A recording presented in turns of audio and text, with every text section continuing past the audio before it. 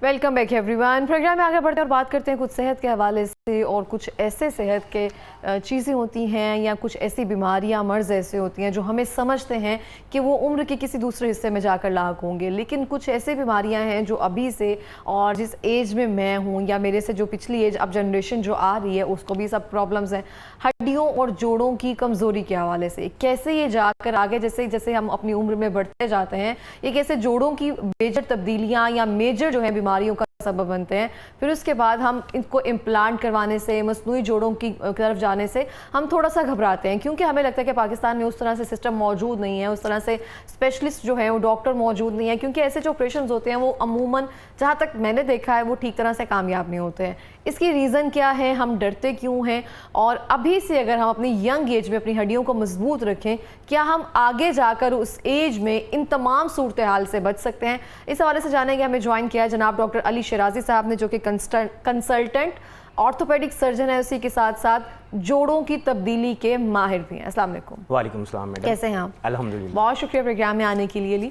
आप मुझे बताएंगे आप कौन से मल्टीविटामिन्स जो हैं वो इस्तेमाल करते हैं अपने जोड़ों और हड्डियों को मजबूत बनाने के लिए? मैडम यूजली पेशेंट्स को हम रिकमेंड करते हैं। आप क्या इस्तेमाल करते हैं? अच्छा, मैं डेली कैल्शियम का इंटेक करता हूँ। 1000 इंटरनेशनल यूनिट रिक्वायरमेंट है, और मैं उसके अलावा जो होती है वही एग्जैक्टली CAC, एबोकॉल, मुख्तलिफ नामों से आती है फॉर्मुलेशन। मैं पेशेंट्स को रिकमेंड करता हूँ कि ऐसी कैल्शियम की सप्लीमेंटेशन यूज़ करें जिसमें विटामिन K2 हो। विटामिन K2 का फ़ायदा ये होता है कि जो कैल्शियम आप यूज़ करते हैं वो सब हड्डियों में जाती है, वो गुर्दों में पथरियाँ नहीं बनाती, वो खून की नालियों में जमा नहीं होती। ये बहुत एक इन्फॉर्मेटिव बात है। तो वो कौन सी ऐसी है, CAC है या फिर जो दूसरी वाली आपने बताई? मैडम इन सारी फॉर्मुलेशंस में तो विटामिन K2 नहीं है, लेकिन काफ़ी कंपनियां हैं मुख्तलिफ नामों से आती हैं, उनके अंदर विटामिन K2 है। तो लोग जब भी जाएं वो एक दफ़ा कंपोजिशन प्लीज़ ज़रूर देख लें मेडिकल स्टोर पे। तो इसकी ऑब्जर्वेशन के लिए क्या विटामिन D कैसे इनटेक करते हो आप? बिल्कुल मैडम, विटामिन D की मैं ऐसे एग्जांपल देता हूँ कि विटामिन D गाड़ी है और कैल्शियम उसकी सवारियाँ हैं। विटामिन D के बगैर कैल्शियम का यूज़ उतना बेनिफिशियल नहीं है। तो आप विटामिन D को मैं पर्सनली अगर यूज़ करूँ तो मैं उसको वंस मंथली हर महीने की पहली तारीख को यूज़ कर लेता हूँ 50,000 इंटरनेशनल यूनिट, और हमेशा किसी फैटी मील के साथ यूज़ करता हूँ, चाहे वो पराठा हो जाए चाहे वो दूध हो जाए। जिन लोगों में डेफिशिएंसी होती है उनको हम 2 लाख इंटरनेशनल यूनिट देते हैं, और जिनमें ज़्यादा डेफिशिएंसी हो तो उनको तो हम रिकमेंड करते हैं कि विटामिन D को खाने की बजाय या घोल के पीने की बजाय इंजेक्शन यूज़ कर लें, क्योंकि हमारी बॉडी में अगर 2 लाख इंटरनेशनल यूनिट का कैप्सूल आप खाएंगे तो 2 लाख एब्जॉर्ब नहीं होगा, बल्कि सिर्फ 50,000 इंटरनेशनल यूनिट एब्जॉर्ब होगा, 1/4। सही हो गया। और अगर हम अर्ली एज में अपनी इस एज में जिसमें आप हैं, मैं हूँ, जो अभी जनरेशन आ रही है, इसमें अगर हम अपनी हड्डियों का ख्याल रखें बहुत सारी चीज़ों में, खुराक के ज़रिए, मल्टीविटामिन्स के ज़रिए, तो क्या हम आगे जाकर ये जो अब आगे से शुरू हो गई हैं चीज़ें, मसनूई जोड़ हैं, ये जोड़ों में गैप आ जाना, ये सब चीज़ें आ जाना, इससे हम कहीं हद तक बच सकते हैं या इसको डिले कर सकते हैं थोड़ा सा? बिल्कुल मैडम, ऐसा ही है। मैं लोगों को रिकमेंड करता हूँ कि ख़वातीन 35 साल और जो मर्द 40 साल, तब तक वो जितनी कैल्शियम और विटामिन D का इंटेक रखेंगे, उसकी एग्जांपल बिल्कुल ऐसे है जैसे आप बैंक में पैसे जमा करा रहे हैं, तब तक आपकी बोन मिनरल डेंसिटी बढ़ेगी, यानी हड्डियों की मजबूती होगी। 35 साल के बाद जितनी भी कैल्शियम या विटामिन D यूज़ करें, आप समझे कि आप बैंक में अब आप कुछ जमा नहीं करा रहे, और मर्दों के केस में 40 साल के बाद तब आपको कुछ और सप्लीमेंट्स की ज़रूरत पड़ती है, जिनको हम मेडिसिन्स का नाम भी देते हैं, जिसमें बिसफॉस्फोनेट है, टेरीपैराटाइड है, हम उनकी टैबलेट्स भी देते हैं, इंजेक्शंस भी देते हैं। तब खाली कैल्शियम और विटामिन D से काम नहीं बनेगा। आप समझे कि आपने अब ये बैंक में ख़जाना जमा करा लिया, इसके बाद आपने सिर्फ उसे इस्तेमाल ही करना है। पाकिस्तान में मसला ये है कि हमारी जो यंग एज होती है उसमें हम कैल्शियम और विटामिन D का इंटेक करते ही नहीं है, हम दूध और दही भी इस्तेमाल नहीं करते, फिर जोड़ भी ख़राब होते हैं, हड्डियाँ भी, और बाद में उनकी तब्दीली की नौबत आ जाती है। सही हो गया। अब हम आते हैं मेजर टॉपिक की तरफ कि मसनूई कंधे क्या होते हैं, मसनूई जोड़ क्या होते हैं, जोड़ों की तब्दीली क्या होती है, घुटने चेंज करवा लिए, ये सब चीज़ें कर लिए, ये क्या है और वाकई में कामयाब इलाज होता है? मेरे सामने ऐसे बहुत सारे लोग हैं जो कहते हैं हमने घुटने जो है ना वो चेंज करवाना है, नीज़ जो है उसकी रिप्लेसमेंट करवानी है, बस इस डर से नहीं करवाते कि ऑपरेशन कामयाब नहीं होता। बिल्कुल मैडम, ये बेसिकली मुख्तलिफ जो है बायोकम्पैटिबल मटीरियल होते हैं। बायोकम्पैटिबल मटीरियल का मतलब ये होता है इनको बॉडी में डालें तो कोई रिएक्शन नहीं होता, बॉडी के साथ बिल्कुल कंपैटिबल होते हैं, और ये मुख्तलिफ चीज़ों के बने होते हैं। क्रोमियम, कोबाल्ट, टाइटेनियम, आपने ये धातुओं के नाम सुने होंगे, सिरेमिक का नाम सुना होगा, ठीक है। उसके अलावा ख़ास किस्म का प्लास्टिक होता है, ultra high molecular weight polyethylene, ठीक है, यानी आम आवाम को हम कहते हैं, जनरल पब्लिक को धात और प्लास्टिक से बने होते हैं। और जहाँ तक इनकी तब्दीली की बात है, जी बिल्कुल आपने सही कहा, अभी तो ये पाकिस्तान में सिर्फ बड़े शहरों में फैसिलिटी हासिल है।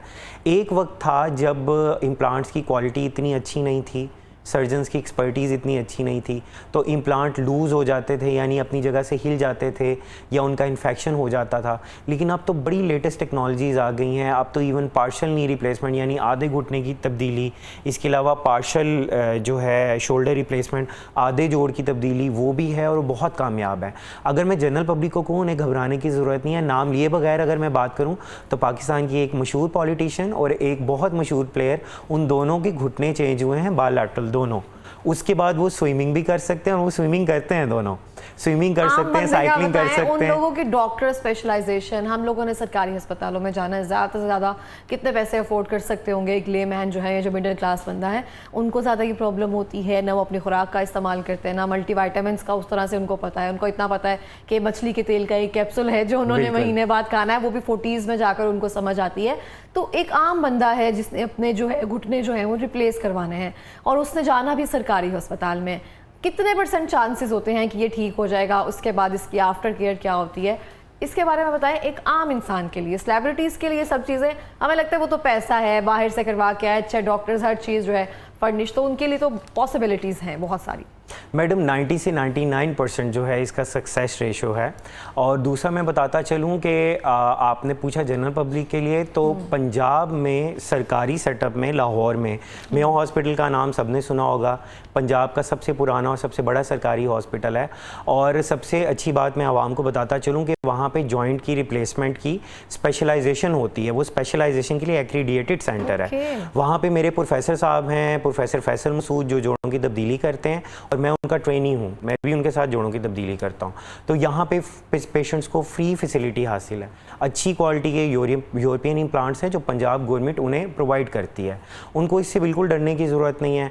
हाँ, आपने आफ्टर केयर की बात की, तो मैं पेशेंट्स को कहता हूँ कि 33% सर्जन की एक्सपर्टीज़, 33% इम्प्लांट की क्वालिटी और 33% फिजियोथेरेपी, यानी कि उसके बाद की वर्जिशें, वो बहुत ज़रूरी हैं। मैं पेशेंट्स को कहता हूँ कि ऑपरेशन से पहले भी वर्जिशें करवाएं, क्योंकि घुटना हो या चूल्हा हो या कंधा हो, उसके इर्द गिर्द के जितने भी पट्टे हैं वो यूज़ ना होने की वजह से बिल्कुल वीक हो जाते हैं, स्टिफ़ हो जाते हैं।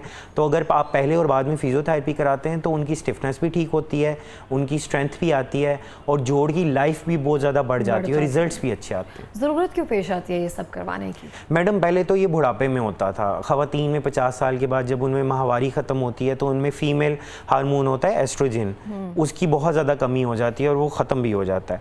यूरोपियन कंट्रीज़ में तो हार्मोन रिप्लेसमेंट थेरेपी होती है, यानी एस्ट्रोजन दिया जाता है डॉक्टर्स की तरफ से। पाकिस्तान में ख़वातीन में कॉन्सेप्ट नहीं है, वो डरती हैं, गायनेकोलॉजिस्ट भी उनको यूजली एडवाइस नहीं करती।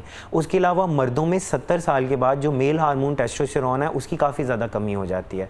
तो ख़वातीन में 50 साल के बाद और मर्दों में 70 साल के बाद घुटनों का भुरभुरापन, जिसको ऑस्टियोआर्थराइटिस कहते हैं, वो बहुत ज़्यादा कॉमन है। अब बहुत ज़्यादा पाकिस्तान में डायलेमा ये है कि मोटापा बहुत ज़्यादा हो गया है। यंग जो हमारी जनरेशन है उनके अंदर भी अब जोड़ों की तब्दीली आ रही है 30s में, ठीक है। जंक फूड, फास्ट फूड का इस्तेमाल बहुत ज़्यादा हो गया है। लोग कैल्शियम विटामिन डी का इस्तेमाल नहीं करते, सनलाइट में नहीं जाते, तो उनके जोड़ वक्त से पहले घिस जाते हैं। उसके अलावा एक्सीडेंट्स बाइक के बहुत ज़्यादा कॉमन है। बाइक के एक्सीडेंट के बाद अमूमन घुटने से नीचे हड्डी टिबिया है, उसके फ्रैक्चर बहुत ज़्यादा कॉमन है।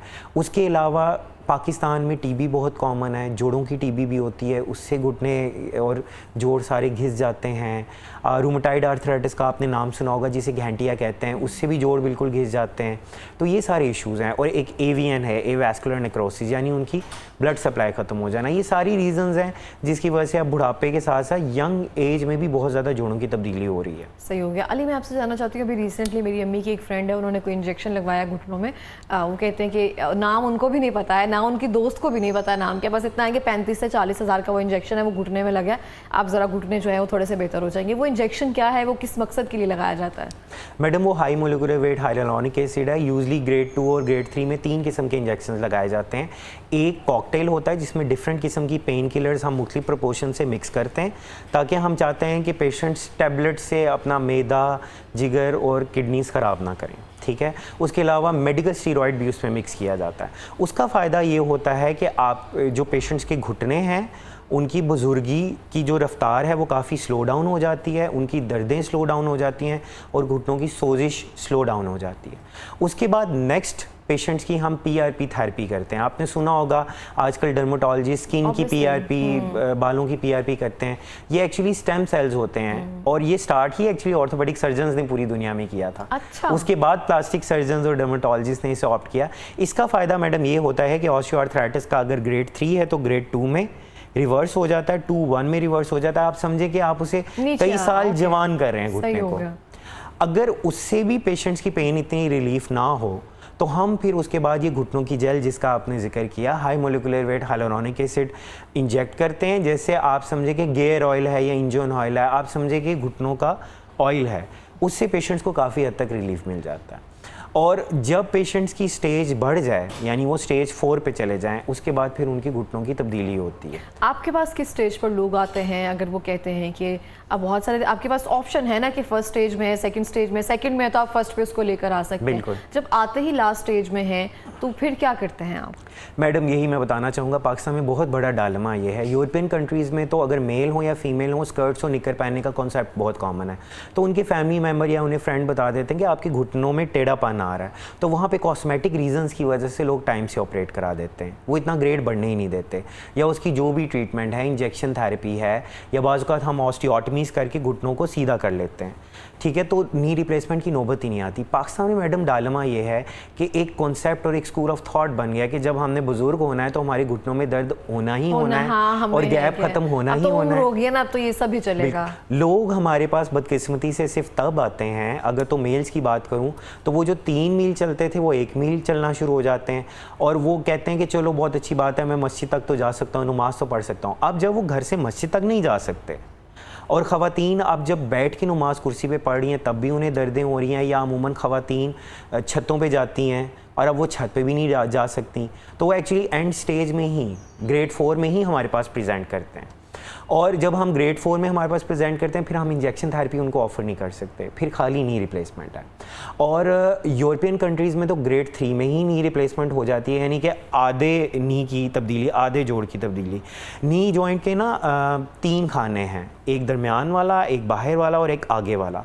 तो पाकिस्तान के अंदर उमूमन दरमियान वाला यानी 3 में से एक खाना मुतासिर होता है। अगर तो पेशेंट्स टाइम से आ जाएं तो हम आधे जोड़ की तब्दीली करते हैं, लेकिन बदकिस्मती से पेशेंट एंड स्टेज पे आते हैं तो हमें पूरे जोड़ की तब्दीली करनी पड़ती है। उसके बाद भी रिजल्ट्स बहुत अच्छे हैं, लेकिन उससे भी जो ज़्यादा बदकिस्मती की बात है कि लोग सोचने में इतना ज़्यादा टाइम लगा देते हैं, इतने सालों लगा देते हैं कि फिर मैडम वो व्हील चेयर पर आ जाते हैं, खाली बेड बाउंड हो जाते हैं, यानी खाली वो सिर्फ वॉशरूम जा सकते हैं। वो घुटने के इर्द गिर्द जो सारे पट्टे हैं वो इतने वीक कर लेते हैं कि नी रिप्लेसमेंट के भी उतने अच्छे रिजल्ट्स उनको नहीं आते। अच्छा डॉक्टर अली, बहुत सारे प्रोग्राम्स जो है ना मैं हड्डियों पर या फिर जोड़ों के हवाले से कर चुकी हूँ, और सब यही कहते हैं कि जो मरीज़ आते हैं ना घबराते हैं, उनको लगता है कि अगर हमने जॉइंट रिप्लेसमेंट करवा ली, अगर हमने कुछ ऐसा करवा लिया तो हम जो ज़रा मासा चलते फिरते हैं ना ये भी ख़त्म हो जाएगा।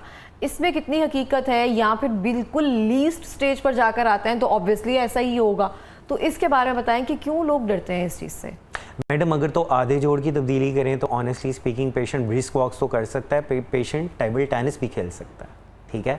और अगर आप पूरे जोड़ की तब्दीली करें तो आप स्विमिंग भी कर सकते हैं, आप सीढ़ियाँ चढ़ सकते हैं, साइकिलिंग कर सकते हैं, आप तेज़ तेज़ चल सकते हैं। तो और पेशेंट को क्या चाहिए? दर्द नहीं होती।